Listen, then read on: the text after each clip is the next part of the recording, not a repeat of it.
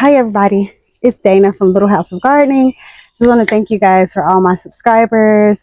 Thank you so much for tuning in to watch everything that I have going on, and I hope that your garden is flourishing. So what do I have going on? So it's spring break for us. We are experiencing a ton of storms, as is most of the US. And so if you guys were able to tune into my last video, I had all the windows in the greenhouse open, but because of the storms, I went around and just closed all those windows so that we wouldn't lose all of our hard work. So keep that in mind when you're doing your preparation, is how to preserve your work. That is something that I think that I kind of looked over my first couple years. I didn't realize how important that was, and something as simple as closing a window can make a big difference. So what I'm going to do today is actually give you guys a couple more tools to add to your bucket. So we've been using the garden fork, the hoe. These are some of my main little tools that I use. This one, I got all these from one of the dollar branches, right? I don't know which one, and for the sake of not being exclusive to one or the other, basically I'm saying it doesn't have to be expensive. I just started picking up stuff here and there. That's important, is managing your budget, because the spending can get out of control, especially if you're not seeing a return. It's like, I'm buying more dirt, but I'm not getting any more food. So try to be a little bit in control of that piece. Now, I wanted to do a quick tour because the storm is actually getting ready to start, and I usually miss these opportunities. Either it's too dark or it's storming, so I got out here. So one of the things that you want to do is start with your family favorites when you are planting seeds, especially as costs begin to rise. Try to start with, I'm a big component of your lettuces, your onions, your potatoes.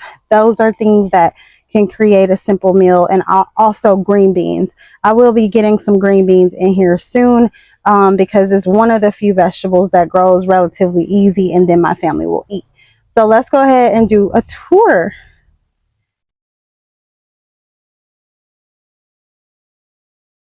All right, you guys, so I'm so excited. So look at my potatoes. That actually means it's about time to harvest those. I think it was just a week ago that there barely were any sprouts.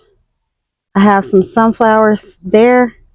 As you guys can see, those are about 3 or 4 inches tall. And you guys remember I was scared something was getting in here. It's whatever hole it was, I sealed it because nothing has been bitten off of. Let's check out our other potato bag and see what's going on in there. If you guys are watching. Okay, so beautiful. So it's some cilantro in here, potatoes. It's looking a little dry. So I need to get, I think what I'm going to get is a sprinkler in this one. So I wanted to point out, for some reason, whenever I use these cloth garden bags, I can never retain moisture. So just keep that in mind. I'm not a big advocate for these bags. Okay, there's more corn and sunflowers. Some of those, there might be a zinnia in there. That might be a zinnia. But look at how healthy and green those are. Potatoes. And then this was my tray. Now, do you see that dark black? That is the okay, guys, so here is my one of my seed trays. I got this a couple years ago. So again, try to keep everything, don't throw it out. Anyway, this is topsoil. That bag was $2, and then I have an organic soil here, and that bag was $7. And you can see the sprouts grew equally. So sometimes soil doesn't matter. Now these are all sunflowers and zinnias, and then I do have more here. These ones that are empty, I actually moved down here this morning. They needed more growth space. Now look over here. This is broccoli. These are broccoli sprouts. I actually need to separate those out. And somebody gave me this seed. It's called Celiosa, I think. Somebody gave me that from work. So lots of things are happening here. And as you can see, the main thing is not letting anything dry out. There's something back there that died. It looks like a zucchini. I need to get in there. Okay.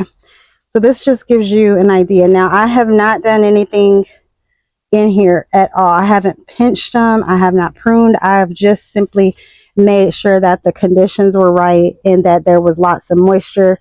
And then I'm really prepping. You guys see my flowers. I'm prepping to do a flower sale. And so I will put a lot of intention into those. But look at our lettuce. Now the lettuce is looking pretty. Y'all know I love how lettuce looks. It's so pretty. And I like to sprinkle it how it looks in the section in the grocery store and how it has the little droplets on it. So let's just do an above area view.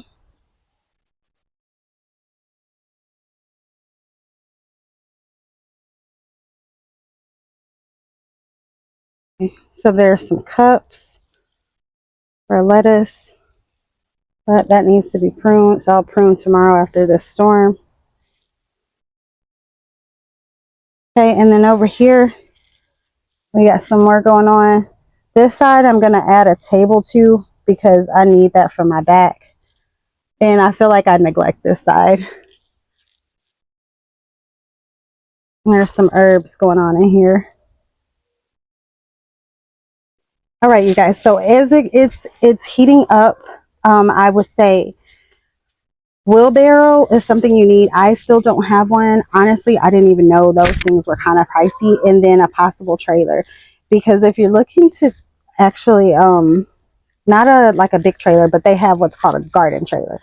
If you're actually ever thinking about selling your items, the first thing that I thought was, how do I even move it? How do we make this portable?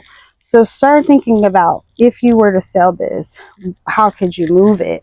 As we become a nation that, more people need food, and local food, honestly, is really great food. So look into your wheelbarrow, look into how to protect your storm with all your, your crops with all of these storms happening. That's something I've really been, I've been hyper focused on that, and it's worked. It has really worked. Everything in here is flourishing. It's looking good, and you just don't want to lose all your work. And I've seen so many gardeners put hours and hours, a storm come through and tear everything down. And so look for those supports. What can you do to be prepared, and just keeping your family healthy? So I will talk to you guys later. Thank you so much again to all my subscribers, and thank you for tuning in. Bye bye.